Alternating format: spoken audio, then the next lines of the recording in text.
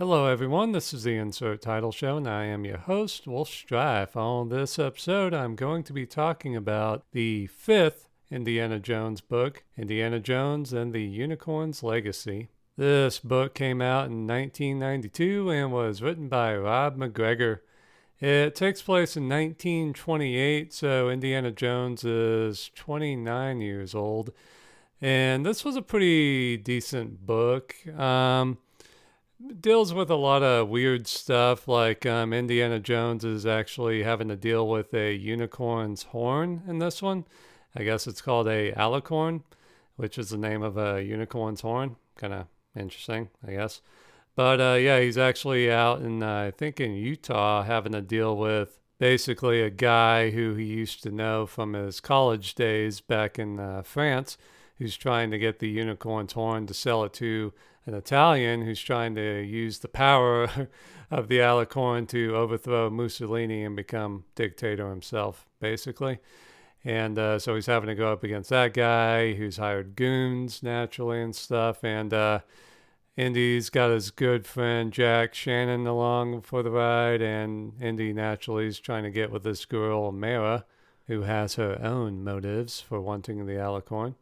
And basically, the story takes place mostly in Utah, I believe, and goes to Italy eventually, too. So there's a little bouncing around here and there.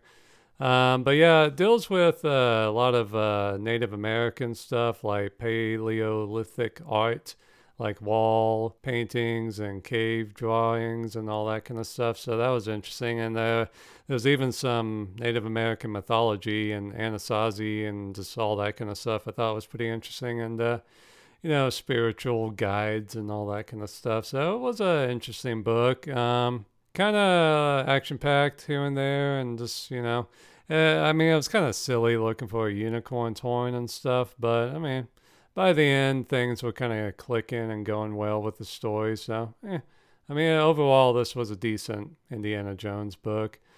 So, if you want to check this one out, check it out. It's interesting.